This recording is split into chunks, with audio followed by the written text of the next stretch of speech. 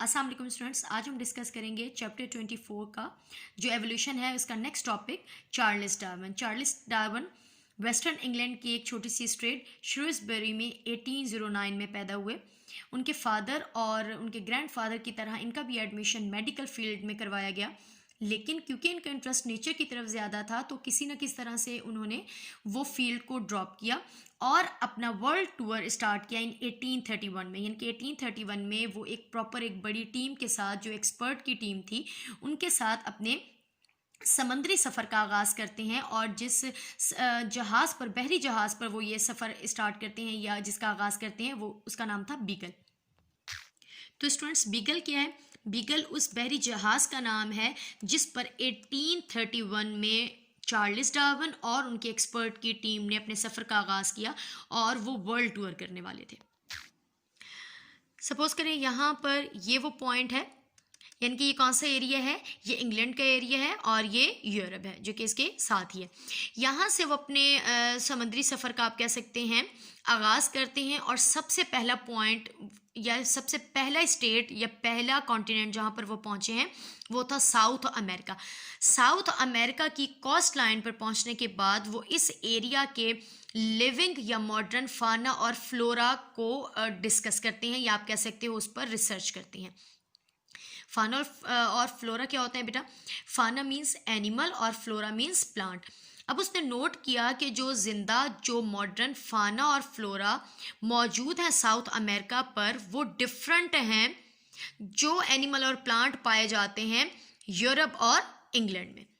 इसके बाद उसने यहाँ से ज़मीन की, आप कह सकते हो, ये जो कोस्ट लाइन है उसके करीब ही खुदाई की और यहाँ से कुछ फॉसल्स की भी कलेक्शन की।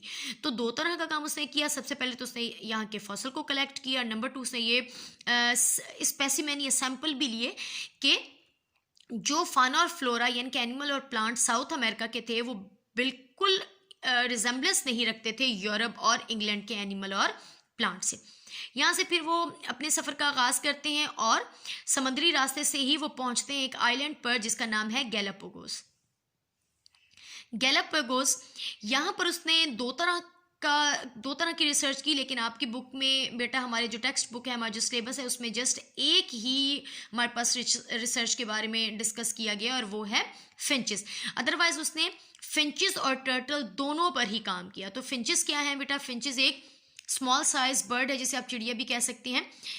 उसने गैलापागोस से भी, आप कह सकते हैं, कि फाना और फ्लोरा कलेक्ट की और फिर उसने नोट किया कि जो गैलापागोस के फाना और फ्लोरा हैं वो साउथ अमेरिका के फाना और फ्लोरा से डिफरेंट हैं और जो साउथ अमेरिका के फाना और फ्लोरा हैं वो यूरोप और इंग्लैंड के एनिमल और प्लांट से डिफरेंस रखते हैं। अब गैलापागोस से उसने सबसे पहले वो जो स्मॉल साइज बर्ड है जिसे हम फिंच कहते हैं या फिंचेस कहते हैं, उसकी कलेक्शन की, उसको नोट किया, उस पर काम किया और गैलापागोस के करीब ही 12 या 13 तरह के और भी आइलैंड थे जिनका साइज बहुत ही छोटा छोटा आइलैंड था, लेकिन वो बिल्कुल एक साथ ही करीब ही मौजूद थे गैलापागोस से। यहाँ पर भी उसने फिंचेस की कलेक्शन की, यानी कि यहाँ पर भी उसने रिसर्च किस पर की, काम किस पर किया? उसी स्मॉल साइज बर्ड पर जिसे हम फिंचेस कहते हैं। तो टोटल 13 तरह के आइलैंड उसने, आप कह सकते हो, देखे और काम किया 13 तरह के आइलैंड पर और 13 ही तरह के फिंचेस की कलेक्शन की। अब जब उसने इन जितने भी कलेक्शन उसने की थी डिफरेंट एरिया से, और कितने आइलैंड थे बेटा? 13 तरह के आइलैंड थे।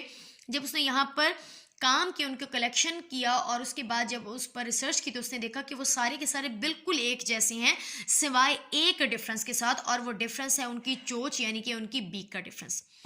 उसके अकॉर्डिंग उसने ये सोचा, ये उसकी हाइपोथेसिस थी कि क्योंकि ये 13 तरह के जो आइलैंड, बेटे यहाँ पर मैंने 3-4 बनाए हैं, ये किससे बिखरे हैं, किससे टूटे हैं? गैलापागोस से टूटे हैं।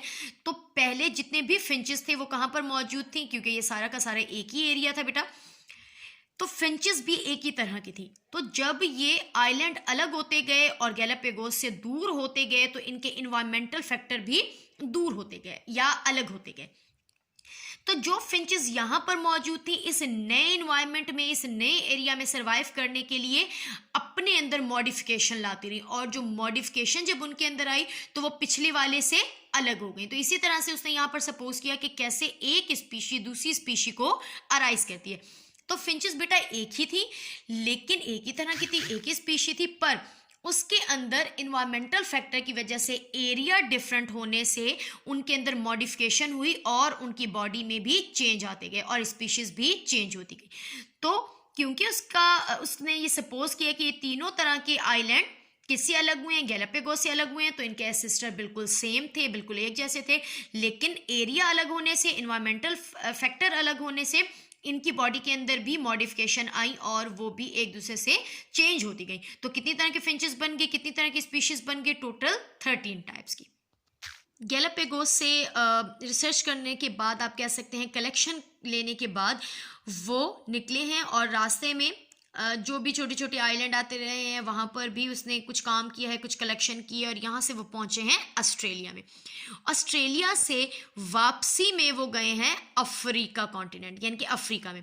अफ्रीका पे जाने के बाद उसने वहाँ के भी मॉडर्न, यानी कि मॉडर्न बेटा मैं वर्ड यूज़ कर रही हूँ उन ऑर्गेनिज्म के लिए जो वहाँ पर जिंदा उस टाइमिंग में मौजूद थे।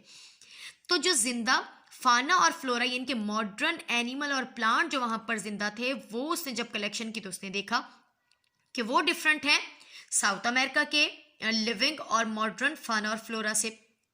और साउथ अमेरिका से जो फाना और फ्लोरा की कलेक्शन की वो किससे डिफरेंट थी, वो डिफरेंट थी यूरोप और इंग्लैंड से।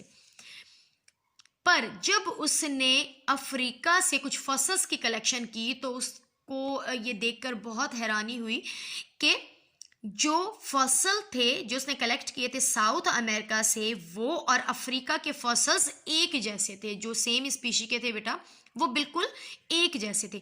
तो यहाँ पर उसने ये सपोज किया कि जो साउथ अमेरिका है और जो अफ्रीका है पहले वो बिल्कुल एक जैसे थे, एक ही एरिया में मौजूद थे, यानी कि वो इकट्ठे थे। तो वहाँ पर रहने वाले उस दौर के जो एनिमल थे वो सेम थे, इसीलिए जब वो मर गए तो उनके क्या बन गए, उनके बन गए थे फॉसिल्स।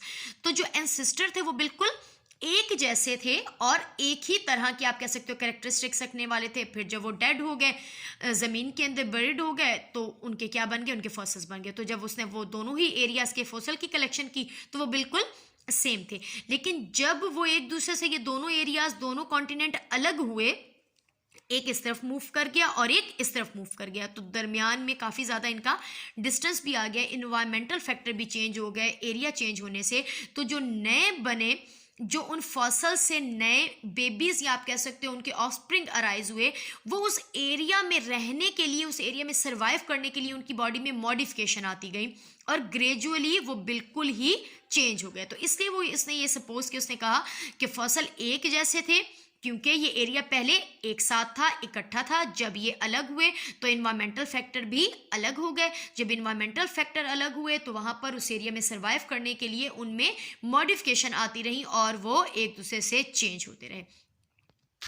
स्टूडेंट्स, यहाँ पर हम एग्जाम्पल लेंगे ह्यूमन बीइंग की कि हम एक ही स्पीशीज से बिलोंग करते हैं, लेकिन जो एशिया के लोग हैं और जो सपोज करें अफ्रीका के लोग हैं, उनमें बहुत ज़्यादा डिफरेंस है देखने में भी। यानी कि उनके कैरेक्टर्स, आप कॉम्प्लेक्शन देख सकते हो, आप उनकी आप कह सकते हो टॉलरेंस लेवल आप देख सकते हैं, तो वो बिल्कुल दोनों में डिफरेंट है। हालांकि हम एक ही स्पीशीज से बिलोंग करते हैं, पर डिफरेंस किस चीज़ का है, एरिया का, कि हम एशिया में हैं और वो अफ्रीका में है। तो यहाँ पर आप ये कह सकते हैं कि एरिया डिफरेंट होने से, इन्वायरमेंटल फैक्टर डिफरेंट होने से बॉडी के अंदर मॉडिफिकेशन आती है और वो मॉडिफिकेशन किसके अकॉर्डिंग होती हैं, उस इन्वायरमेंटल फैक्टर्स के अकॉर्डिंग होती हैं, ताकि वो ऑर्गेनिज्म वहाँ पर सर्वाइव कर सके। फिर अफ्रीका से वापसी में वो तकरीबन 1836 में वापस अपने शहर या अपने मुल्क वापस पहुंचा और जितनी भी उसने कलेक्शन की, जो भी उसने आप कह सकते हो स्पेसिमेन लिए थे, जो भी फसल लिए थे, उस पर मज़ीद काम किया, उसने कंक्लूजन क्या दी, उसका रिजल्ट क्या रहा और उसके बाद वो थ्योरी की फॉर्मेशन कैसे हुई, वो हम इंशाल्लाह डिस्कस करेंगे अपने नेक्स्ट लेक्चर में।